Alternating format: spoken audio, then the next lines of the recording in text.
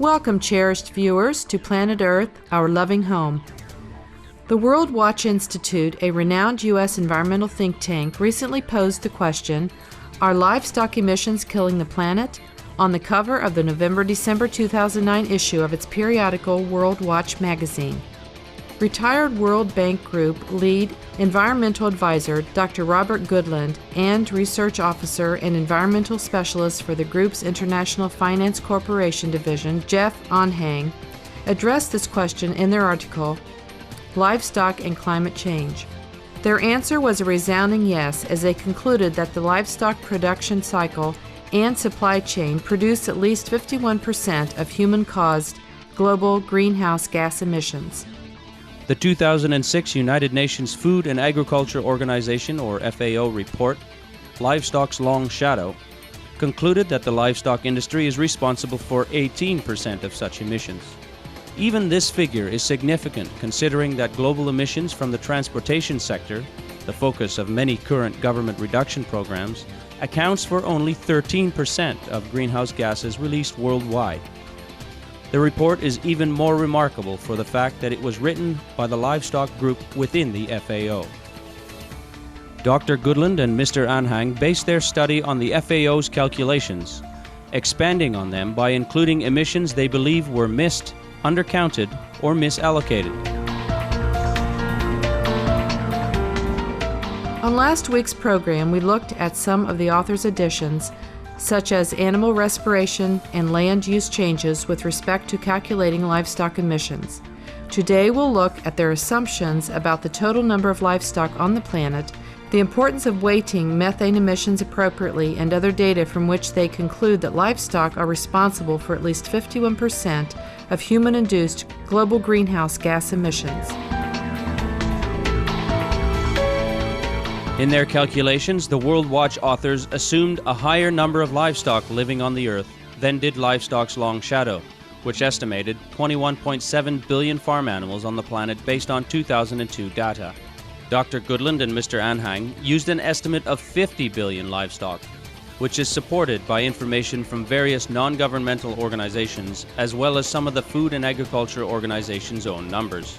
To account for this discrepancy, they add 10 percentage points to the FAO estimates of emissions produced by livestock. By either comparison, the number of farm animals on the planet dwarfs the human population of 6.7 billion. Next, to address what they felt was an undercounting of the methane produced by animal agriculture, the authors added nearly 8 percentage points to the FAO estimates of emissions from livestock, based on the view that it is more relevant to look at methane's impact over a shorter time period. How scientists account for methane in climate change models is a subject of debate and relates to the atmospheric lifetime, or the time that a gas remains and continues warming the atmosphere after being emitted. The FAO report examined the effects of methane and all other greenhouse gases over a 100-year time period, making the effects of CO2 much more pronounced and methane less so. Over 100 years, methane is 25 times more potent than CO2 in terms of global warming potential. By contrast, the article Livestock and Climate Change evaluated methane's effects over a 20-year period, making its impact much more significant at 72 times the potency of CO2. Over a 5-year period, methane is 100 times more potent than CO2. The question then is, between these two greenhouse gases, which makes the most sense to address first, and why? The planet is heating up very quickly, so the best way to bring about rapid cooling is to immediately reduce the production of shorter-lived gases. United Nations Intergovernmental Panel on Climate Change scientist Dr. Kirk Smith of the University of California, Berkeley, USA, has said that even if the world were to immediately transition to a zero-carbon economy today, the planet would still warm to catastrophic levels. Furthermore, the technologies to create a true zero-carbon economy simply do not exist at this time. In his presentation to the state of California, USA's Air Resources Board, entitled Carbon on Steroids, The Untold Story of Methane, Climate Change and Health, Dr. Smith proposed that while addressing carbon dioxide emissions is important in the long run, it is imperative that we work to reduce methane emissions immediately, and provided information from this important talk in the Supreme Master Television interview.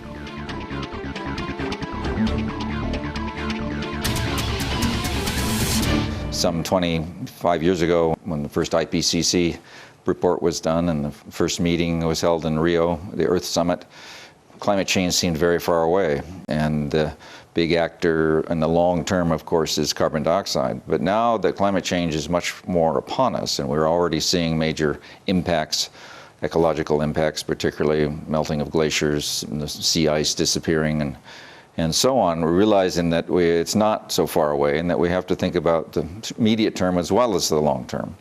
The science has also progressed substantially, and we understand now that there are some shorter-lived pollutants, greenhouse pollutants, that have an effect on climate in the shorter term.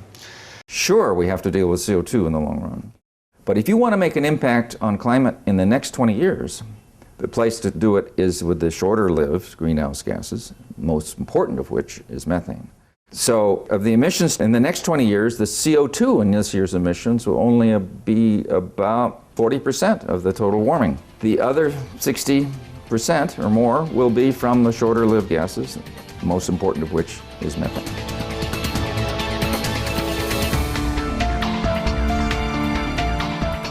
When we return, we'll explore the latest research about methane's global warming potential. Please stay tuned to Supreme Master Television.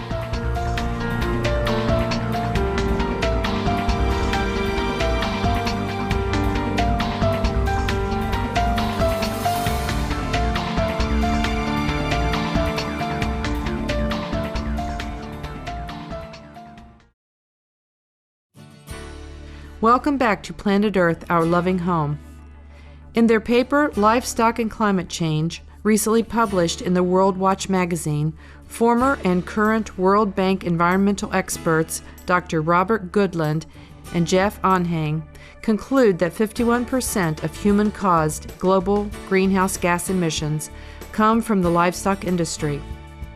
In their article, they add nearly 8 percentage points to the Food and Agriculture Organization's estimates of methane's effect on climate change, because the global warming potential of the gas is greater on a shorter time scale rather than a longer one. Research published in the October 2009 issue of the journal Science found that methane has an even larger global warming potential than previously thought, due to its interaction with aerosols or tiny particles in the air produced by activities such as burning of fossil fuels. Using computer modeling, Dr. Drew Schindel and his colleagues at the U.S. National Aeronautics and Space Administration, or NASA, Goddard Institute for Space Studies in New York, USA, found that over a 100-year period, methane has a global warming potential of 33 rather than 25, the figure used in the Intergovernmental Panel on Climate Change calculations. It has also been previously found that carbon dioxide's potency is minimized due to the presence of aerosols. When fossil fuels are burned, in addition to CO2, the aerosols released have a cooling effect. Noam Moore, adjunct professor of physics at New York University, USA, explained this process to Supreme Master Television. So when you burn these fossil fuels, you get carbon dioxide, which heats the planet, and aerosols, which cool the planet. And the net effect, if you calculate them out, comes out to about zero. They roughly cancel each other out. So the warming we've been seeing and are likely to see in the near future is dominated by other sources, the main one of which is methane.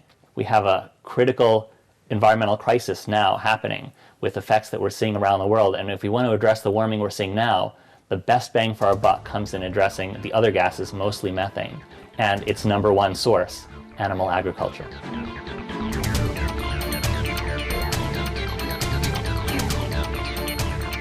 With regard to solutions, the World Watch authors call for people to embrace meat and dairy analogs made from crops such as soybeans to assist themselves in quickly moving to a plant-based diet, suggesting that the shift would even increase job opportunities because cultivating these plants is labor-intensive. British physicist Dr. Alan Calvert points out that many farmers currently receive significant government subsidies to raise livestock and so are willing to support the shift to a vegan diet if subsidized by their governments.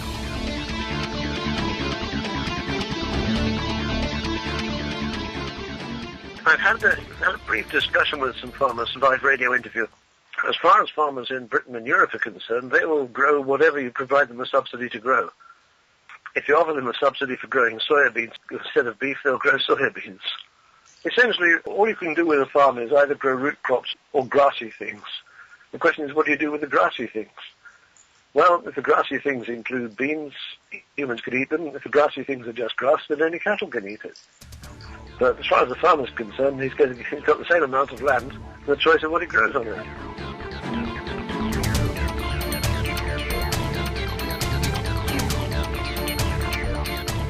In closing, it should be noted that the most respected climate change experts of our times are echoing Robert Goodland and Jeff Van Hang's call for an immediate worldwide change in diet, with many publicly stating that people should shift to a vegetarian lifestyle to mitigate global warming. Dr. Rajendra Pachauri, a vegetarian and the chair of the United Nations Intergovernmental Panel on Climate Change, is calling for people to eat less meat.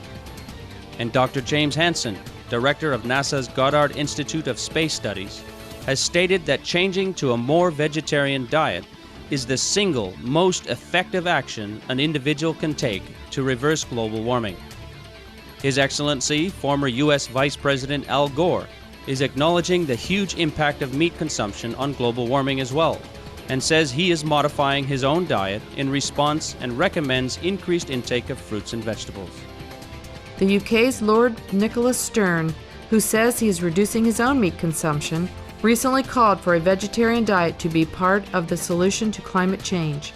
Lord Stern, former chief economist at the World Bank, advisor to the British government, and noted climate change economist, has stated, "Meat is a wasteful use of water and creates a lot of greenhouse gases.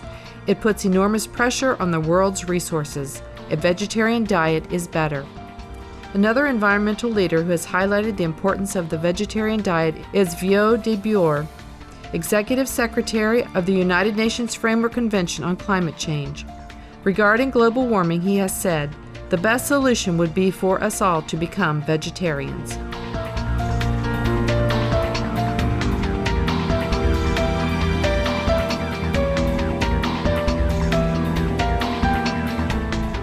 We applaud Dr. Robert Goodland and Mr. Jeff Van Hang for writing Livestock and Climate Change, and for calling the world's attention to the fact that most of Earth's human-induced greenhouse gases come from the livestock industry.